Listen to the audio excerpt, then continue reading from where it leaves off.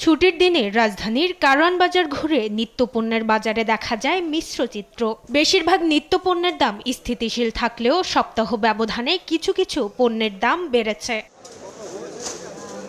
গত সপ্তাহে ৬০ থেকে ৭০ টাকা দরে বিক্রি হওয়া টমেটো এ সপ্তাহে বিক্রি হচ্ছে ৮০ থেকে ১০০ টাকায়। তবে স্থিতিশীল রয়েছে আলু, পেঁপে, শিম এবং বেগুনের দাম, যা নিয়ে মিশ্র প্রতিক্রিয়া ভোক্তাদের। সাধারণ মানুষের ক্রয় ক্ষমতার বাইরে চলে গেছে, সমস্ত জিনিসপত্রই একই অবস্থা।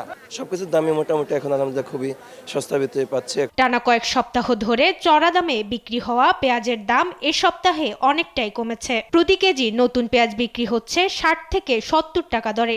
গোলসেন্স গ্রুপ আমার স্বপ্ন পূরণ করেছে, ৫ তারকা হোটেলের অংশীদার আমি। গত সপ্তাহে ১৩০ থেকে ১৪০ টাকা দরে বিক্রি হওয়া পুরনো পেঁয়াজ এ সপ্তাহে বিক্রি হচ্ছে ১০০ থেকে ১১০ টাকা দরে।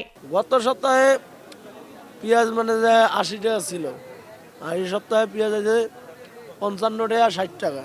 বেড়েছে মাছ মাংসের দাম। সপ্তাহ ব্যবধানে দেশি মুরগির দাম ৫০ টাকা বেড়ে বিক্রি হচ্ছে ৬০০ টাকায়। ব্রয়লার ও সোনালী মুরগির দামও কেজিতে বেড়েছে ১০ থেকে ১৫ টাকা। গরুর মাংসের দাম স্থিতিশীল থাকলেও কেজিতে ২০ টাকা বেড়ে খাসির মাংস বিক্রি হচ্ছে ১২০০ টাকায়। প্রতি কেজি বড় সাইজের রুই বিক্রি হচ্ছে ৪৫০ থেকে ৫০০ টাকা দরে। আকাশচুম্বী ইলিশের দাম। মাছের দাম গত সপ্তাহের তুলনায় এই সপ্তাহে তুলনামূলক একটু বেশি। বড় সাইজ রুই আপনার ৪৫০ থেকে ৫০০ টাকা কেজি বিক্রি হইতেছে বর্তমানে। গেছে সপ্তাহে দেশি মুরগি আছিল ৫০০ টাকা, ৫৫০ টাকা, এই সপ্তাহে ৬০০ টাকা। তবে টানা কয়েক সপ্তাহ ধরে স্থিতিশীল রয়েছে চালের বাজার। মাকদুরা মিতি, দেশ টিভি, ঢাকা।